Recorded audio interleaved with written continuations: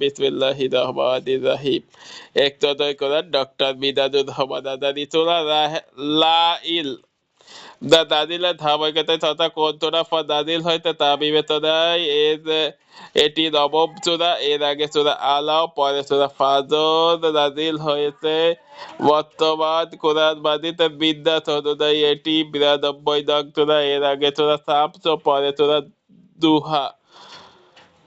মাক্কি যুগের শুরুর দিকে নাজিল। আয়াত ২১, সূরা নং ৯২ মাক্কি। লাহিল শব্দের অর্থ রাত। সূরার ১ নং আয়াতে শব্দটি ব্যবহৃত হয়েছে অন্ধকার। এতে যখন রাতকে আচ্ছন্ন করে ফেলে আল্লাহ তখনকার সময় কসম করেছেন, আর সেখান থেকে সূরার নামকরণ করা হয়েছে লাহিল। বেদতে মানুষের উপকারী স্বভাব। ২ মানুষের অপকারী স্বভাব। ৩ একমাত্র আল্লাহর উদ্দেশ্যই ভালো কাজগুলো করা। সূরা শুরু ও শেষ সম্পর্ক। সূরা লাইলের শুরুতেই এসেছে রাতের আলোচনা, যখন তা চারদিকে আচ্ছন্ন করে দেয়। এরপর দিনের আলো যখন তাহার উজ্জ্বলতা চারপাশে ছেয়ে যায়। এর মাধ্যমে দুটি অবস্থা ও রঙের প্রতি ইঙ্গিত দেওয়া হয়েছে। এরপর আল্লাহ তাআলা মানুষদেরকে দুটি দলে বিভক্ত করেছেন, দুর্ভাগা ও আল্লাহ ভীরু। সূরাটির শেষে এই দুই দলের পরিণতি বর্ণনা করা হয়েছে। অন্য সূরার সঙ্গে সম্পর্ক। এ সূরার আগে সূরা হলো সূরা শামস, যেখানে সূর্য ও চাঁদের উপর তপস করা হয়। সূর্য ঝলমলে দিনের সূচনা করে আর চাঁদ দিয়ে আছে রাত।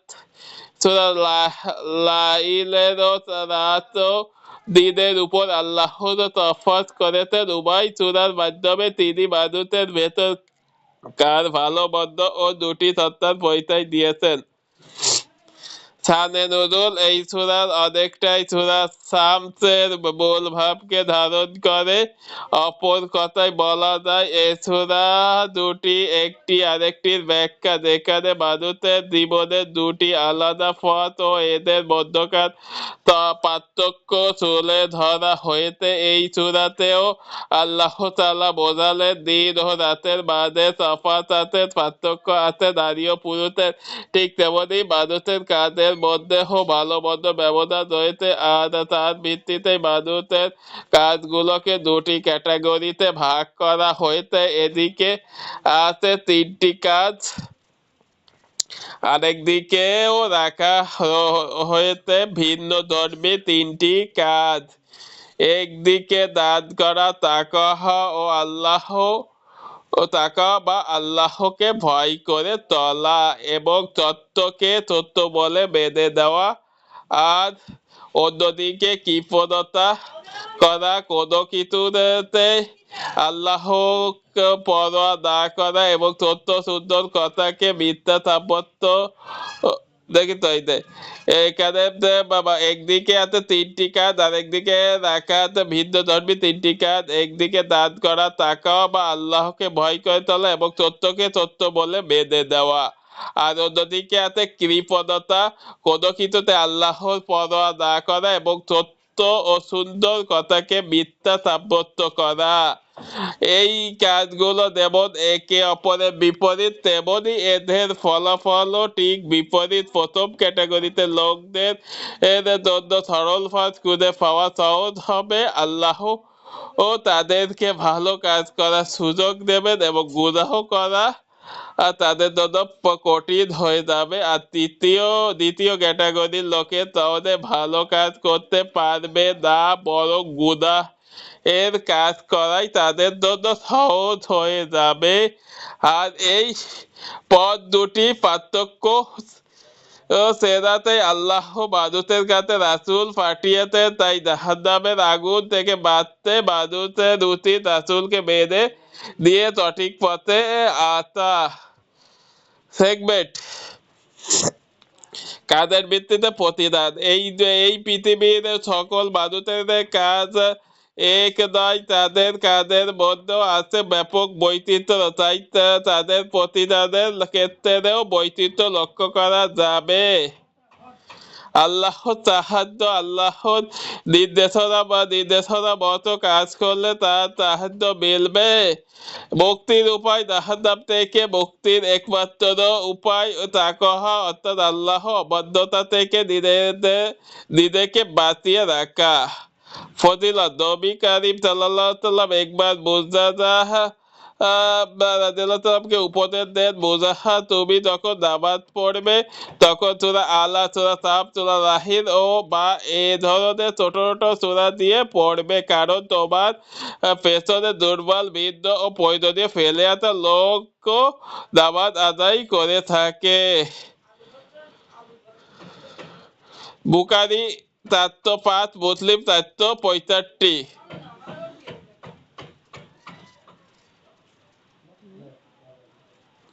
কজ অফ ইফেক্ট, নিজের সম্পদ থেকে অল্প পরিমাণ হলেও দান করুন, এতে সম্পদ ও অন্তর দুই পরিশুদ্ধি হবে।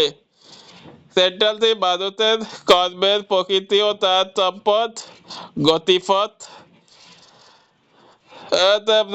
কর্মের পরিচয়, দীপ্তিময় প্রখর ও আলোর সূর্য, বৃষ্টি, আলোর চাঁদ ও তাদের কর্ম তাদের পরিচয় বহন করে। মানুষের ক্ষেত্রে ঠিক একই কথা প্রযোজ্য। সম্পদের ভূমিকা, সম্পদকে মানুষের ভালো কাজ বা প্রয়োজনে যেমন ব্যবহার করতে পারে, ঠিক তেমনি আল্লাহর অবাধ্য কাজেও খরচ করতে পারে। এর মাধ্যমে মূলত তার পরীক্ষা দেওয়া হয়। দিনের সাথে সংগ্রাম, সম্পদ যত আছে ততই কাজে লাগে। ইসলাম আমাদের এই বৈশিষ্ট্য থেকে মুক্ত হবার উপদেশ দেয়। মনে মনে লড়াই করে হলেও সম্পদ কেবল ভোগ বিলাতে বস্তু বানানো যাবে না।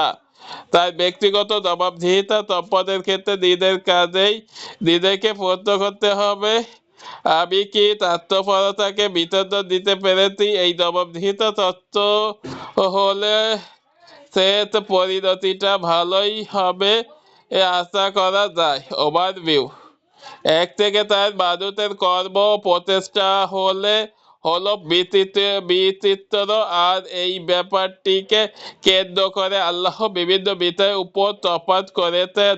5 থেকে 13, মানুষ সৃষ্টির ভেতরে একটি উদ্দেশ্য আছে, আর সেই উদ্দেশ্য কাজ করে যাওয়াকে আল্লাহ সহজ করে দিয়েছেন। 14 থেকে 21, কিছু সতর্কতা ও সাবধানবাণী উচ্চারিত হয়েছে এখানে।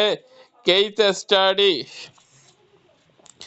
এছাড়া 9 থেকে 11 আয়াতে আল্লাহ তাআলা বলেন, আর উত্তম প্রতিদানের বিষয়টিকে সে মিথ্যা বলে উড়িয়ে দেয়, আমি তার জন্য খারাপ কাজ করা সহজ করে দেব, আর তার পতনের সময় তার ধন সম্পদ তার কোনো কাজে আসবে না।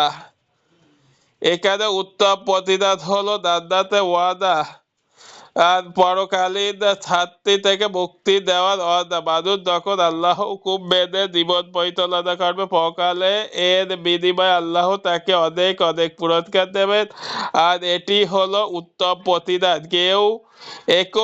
কেউ যদি এই উত্তম প্রতিদানের বিষয়কে মিথ্যা বলে উড়িয়ে দেয়, তার উপর দুটি খারাপ প্রভাব পড়বে। 1, তার জন্য খারাপ কাজ করা সহজ হবে।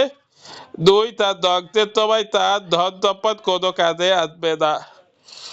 রিফ্লেকশন বা তাদাব্বুর, রিফ্লেকশন, আল্লাহ তাআলা 13 আয়াতে বলেন, পরকাল ও ইহকালের উভয় নিমন্ত্রণ আমার কাছেই, এতে আমাদের জন্য চিন্তার খোরাক আছে। আমরা অনেকেই মনে করি দুনিয়ার কোনো দিনের মধ্যে আল্লাহর কাছে চাইতে হয় না, কেবল জান্নাত বা পরকালই চাওয়ার জিনিস না। এটা গলত চিন্তা। আসলে দুনিয়ায় যেমন আল্লাহ তেমনি আখিরাতও তার। সুতরাং দুনিয়া যা প্রয়োজন তা চাইতে হবে আল্লাহর কাছে, আর পরকালে চাইতে হবে তার কাছে। বান্দাকে দেওয়ার জন্য আল্লাহ তার ভান্ডার উন্মুক্ত রেখেছেন।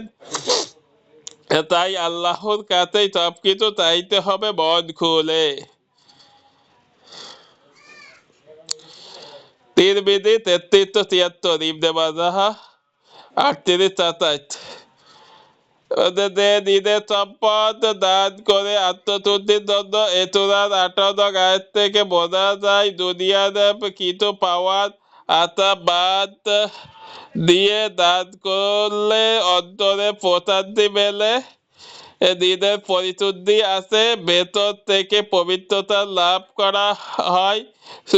সুতরাং ভিতর মন খারাপের দিনেও কিছু টাকা দান করুন, দেখবেন হৃদয়টা প্রশান্তিতে ভরে উঠেছে, খারাপ লাগাটা কমে যাবে অনেকখানি, এতে মনও ভালো হবে, আল্লাহর খুশি হবেন।